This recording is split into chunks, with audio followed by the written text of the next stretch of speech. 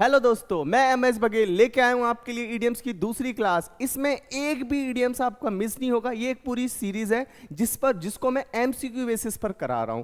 तो प्लीज बिना time waste करते हुए सॉल्व करते हैं अपने इडियम्स को।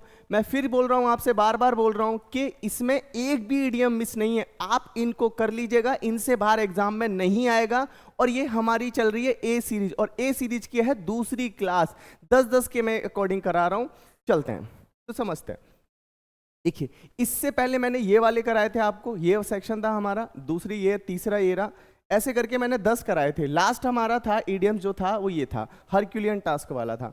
अब हमारे पास आता है 11 वाला। यहां से मैं 10-10 के में कर 10-10 की क्लास रहेगी। 10-10 इडियम्स एक क्लास में होंगे। ये पूरी की पूरी सीरीज है, ए सीरीज बी सीरीज। बस आपको देखना है, इससे बाहर एग्जाम में कुछ नहीं आएगा।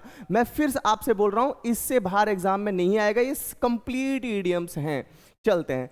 अब हमारे पास आता है एचिल्स हील। क्या लिखा हुआ है? एचिल्स हील। तो इसको मैं समझाता हूं कैसे। तो आपको पता है कि जनरली हील की अगर मैं बात करूं तो मैं रिलेट करके इडियम्स बताता हूं। क्या है? मैं रिलेट करके चीजों को बताता हूं, क्योंकि हमें वोकैब भी क्लियर करनी है और हमें इडियम्स भी क्लियर करने हैं। टाइम वेस्ट नहीं करते। तो यहां पर मैंने लिखना है, मैंने लिखा हील। तो आपको पता है एक तो हील की स्पेलिंग ये होती है और एक हील की स्पेलिंग ये होती है। ठीक है, यहां पर हील। अब ये वाली जो हील है नीचे वाली, इसका मतलब होता है एड़ी से। किससे निकलता है भाई? एड़ी, जो पैर की एड़ी होती है।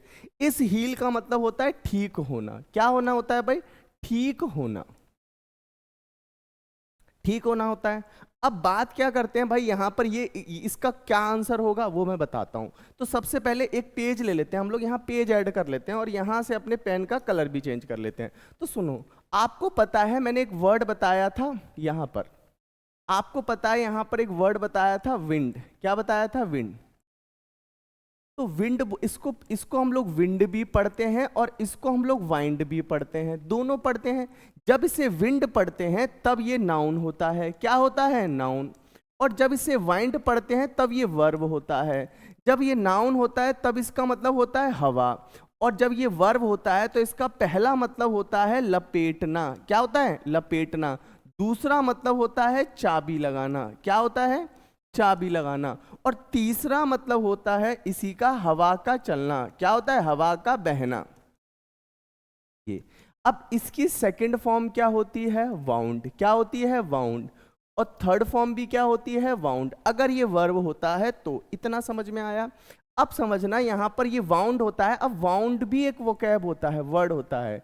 और वाउंड की जब ये वर्ब होता है तो इसकी सेकंड फॉर्म होती है वाउंडेड, और थर्ड फॉर्म भी क्या होती है? वाउंडेड होती है। क्या बताना चाह रहा हूं वो समझाता हूं। तो देखो, वाउंड के दो मतलब होते हैं। क्या होते हैं? एक तो वाउंड का मतलब चोट होता है, दूसरा होता है चोट लगना। क्या होता है? चोट लगना।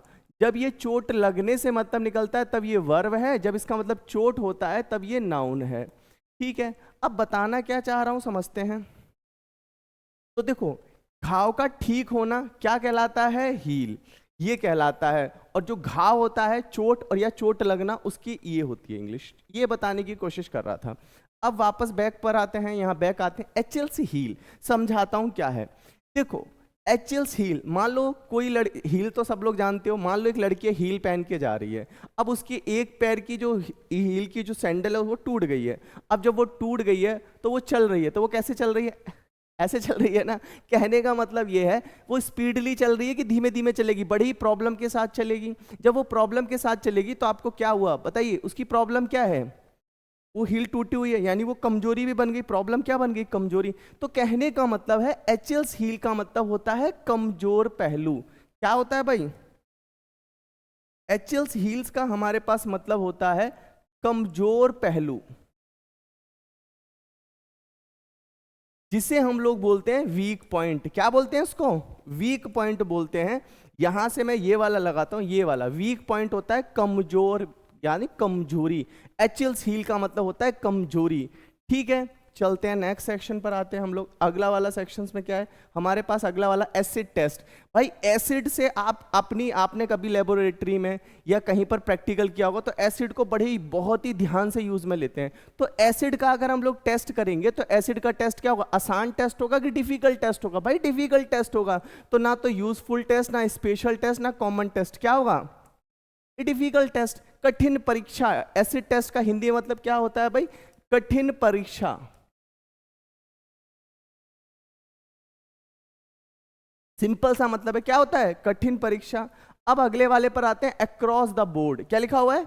Across the board. तो आप मुझे एक बात बताइएगा, अक्रॉस द बोर्ड, एक बच्चा है वो क्लास में आया मेरे पास कि सर ये मैं छोटा हूं तो ये क्या करता है, मेरे को चिढ़ाता है कि वो तू छोटा है, ये है वो है। मैं उसको बोला अभी तू टेंशन मत ले, अभी बोर्ड पे लिख रहा हूँ, सब बोर्ड पे आता है। यानी बोर्ड पे आता है मतलब क्या है? सभी अभी बोर्ड पर इक्वल हो जाएंगे। मेरे कहने का मतलब यह, वो बंदा ये बोलता है कि जो भी चीज है सबको मैं बोर्ड पर समझा रहा हूं, तो बताइए सभी मेरे लिए कैसे हैं? समान। तो अक्रॉस द बोर्ड का मतलब होता है इक्वल। क्या होता है? समान।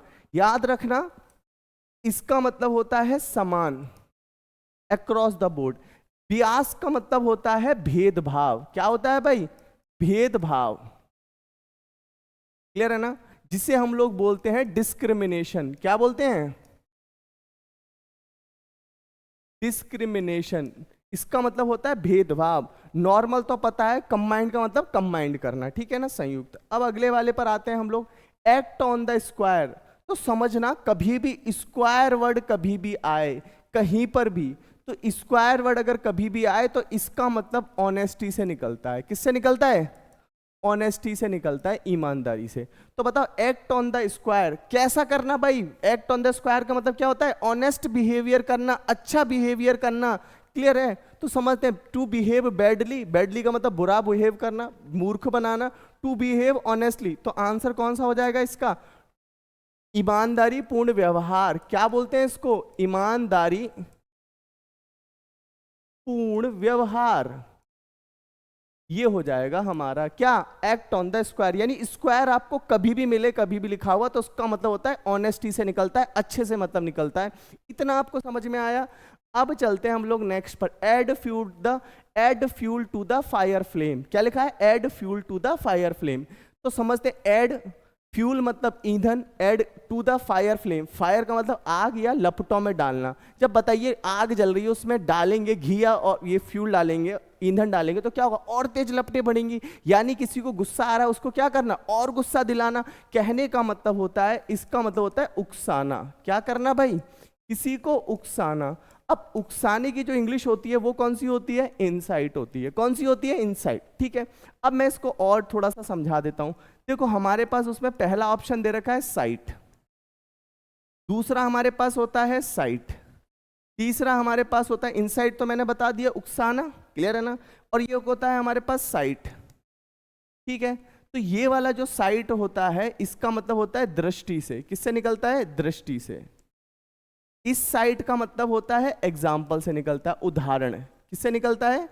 एग्जाम्पल से मतलब निकलता है। यानी साइट का मतलब होता है एग्जाम्पल, और साइट का मतलब होता है वर्किंग, कार्य स्थल। क्या होता है भाई?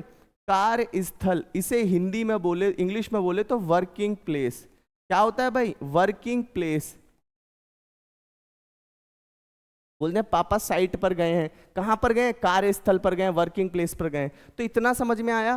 तो आपको समझ में आ गया होगा, ये वाला आंसर हो गया हमारा। ठीक है, अब आते हैं अगले वाले सेक्शन पे, एड इंसल्ट टू इंजरी। क्या लिखा है भाई? जले पर नमक छिड़कना। यानी घाव पर घाव लगा रहे हो तो क्या होगा? उसको और उकसा रहे हो, तो क्या कर रहे हैं यहां पर? तो इसका मतलब क्या होता है? देखो, सबसे पहले वाला लिखा हुआ है प्रोवोक। प्रोवोक का मतलब भी होता है इंसाइट करना, यानी उकसाना। क्या होता है भाई? उकसाना। और यहां पर हमारे पास जो वर्ड है एड इंसल्ट टू इंजरी का मतलब भी क्या होता है? उकसाना। तो आपको पता है इसका आंसर कौन सा हो गया? प्रोवोक करना। पेसिफाई का मतलब होता है किसी को शांत करना। क्या करना? शांत करना। यहां पर शांत करना, और शांत करने को क्या बोलते हैं? To calm down. हॉरिफाई का मतलब होता है किसी को डराना। क्या करना भाई? डराना। क्लियर है ना? इसी को यहां पर, और नन तो इसमें से होगा नहीं, तो समझ में आएगा डरा का, टू फियर, डरना या डराना। क्या हो जाएगा? हॉरिफाई करना हो जाएगा। अब आते हैं नेक्स्ट, अगले वाले पर आते हैं, after one's own heart. After one's own heart यानी आपके पिताजी आफ्टर मतलब बाद में, ओन मतलब खुद के, हर्ट अपने दिल के लिए। कहने का मतलब है आपके माता पिता जो भी कुछ कर रहे हैं वो किसके लिए कर रहे हैं? अब आपके लिए, यानी आपके अपने बच्चों के लिए। तो बच्चों के लिए क्या है? हमेशा के लिए कर रहे हैं। तो कहने का मतलब होता है सेल्डम, और नेवर का मतलब होता है कभी कभार या कभी नहीं।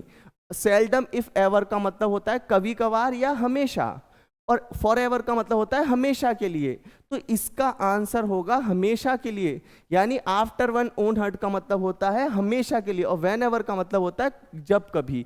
तो कहने का मतलब है इसका मतलब हमेशा निकलेगा, क्या निकलेगा? फॉर एवर, हमेशा के लिए आपके पिताजी आपके लिए कुछ क्या दे, कुछ छोड़ के जाना चाहते हैं, ठीक है। अब आता है अगेंस्ट द क्लॉक। कोई बंदा है जो वर्क कर रहा है, अगेंस्ट द क्लॉक कर रहा है, यानी ये क्लॉक है और वो क्लॉक के अगेंस्ट चल रहा है। तो उसके कई मायने हो सकते हैं, या तो वो क्या कर रहा है? उल्टा कर रहा है, या फिर वो क्या कर रहा है? बहुत ज्यादा मेहनत कर रहा है, जिससे उसे क्या सफलताएं जल्दी जल्दी मिल रही हैं। तो अगेंस्ट द क्लॉक का मतलब होता है टू गेट सक्सेस सून, जल्दी से जल्दी जल्दी सफलता प्राप्त करना, कम समय में सफलता प्राप्त करना। तो इसका आंसर कौन सा हो जाएगा? To do something wrongly, not to act nicely, to get success soon and rapidly. ये आंसर हो जाएगा इसका, ठीक है। चलते हैं अलाइव एंड किकिंग। मैं इसको समझाता हूं। आज से करीब 6-7 महीने पहले की बात है। मैं अपने दोस्त के यहाँ पर क्या बैठ के बाहर, हम लोग और मेरा दोस्त के यहाँ मैं गया हुआ था, और हम लोग बाहर बैठ के नाश्ता कर रहे थे। तो उसका छोटा बच्चा था, वो क्या हुआ, छत पर चढ़ गया, और वो छत पे खेलते खेलते नीचे गिर गया, ठीक है। चोट आई थी उसको, ज़्यादा नहीं चोट आई थी। तो मुझे जाना था, तो मैं वहाँ से चला आया। तो करीब 3-4 महीने बाद जब वो मुझे मिला, तो मैंने उससे पूछा, और भाई तेरा बेटा कैसा है? बोला एकदम alive and kicking. Alive and kicking का मतलब बढ़िया स्वस्थ है, हाथ पैर चला रहा है। तो अलाइव मतलब जीविंग, किकिंग का मतलब होता है हाथ पैर चला रहा है, यानी वो क्या है? स्वस्थ है, बढ़िया है। तो कहने का मतलब है to be in bad situation, ना टू बी हेल्दी। कैसा होना? स्वस्थ होना, ठीक है। ये होता है अलाइव एंड किकिंग का मतलब। अगला वाला हमारे पास आता है ऑल एंड सन्ड्री। क्या है भाई? All and sundry. इसका मतलब है, ऑल एंड सन्ड्री का मतलब होता है, मैं अपने तरीके से जो मैंने याद किया वैसे बता रहा हूं। ऑल एंड सन्ड्री, मेरे लिए सभी मंत्री। ऑल एंड सन्ड्री और मेरे लिए सभी मंत्री। जब मेरे लिए सभी मंत्री हैं तो मैं किसी में भेदभाव करूंगा भाई? नहीं ना, सब मेरे लिए समान है। तो ऑल एंड सन्ड्री का मतलब होता है बिना भेदभाव के।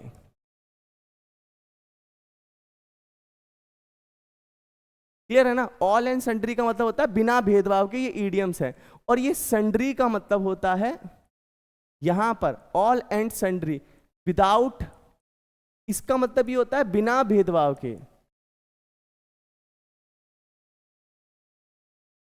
तो इस विदाउट डिस्क्रिमिनेशन, इसका आंसर हो जाएगा बिना किसी भेदभाव के। नॉट इक्वल गलत। प्रिजुडाइज का मतलब होता है पक्षपात। क्या होता है? पक्षपात करना। और अनफेयर का मतलब भी होता है पक्षपात करना। तो ये दोनों सिनोनियम्स है, तो इसका आंसर ये हो गया। तो ये मैंने आपको 10 कराए हैं। तो ऐसे करके 10-10 की मैं पूरी सीरीज लेके आऊंगा, ABC। बस आपको कुछ नहीं करना, आप ट्रैवल कर रहे हो, कुछ भी कहीं भी जा रहे हो, आपको क्या करना है? बस अपना ये चालू कर लेना है, और कुछ भी नहीं छूटेगा, सारी चीजें सीक्वेंस में होंगी, कुछ भी नहीं छूटेगा। एक एक चीजों पर ध्यान दिया गया है जिससे आपको मदद मिले और आपके एग्जाम में सीधे फंसे, ठीक है। मिलते हैं फिर अगली नेक्स्ट क्लास में। धन्यवाद।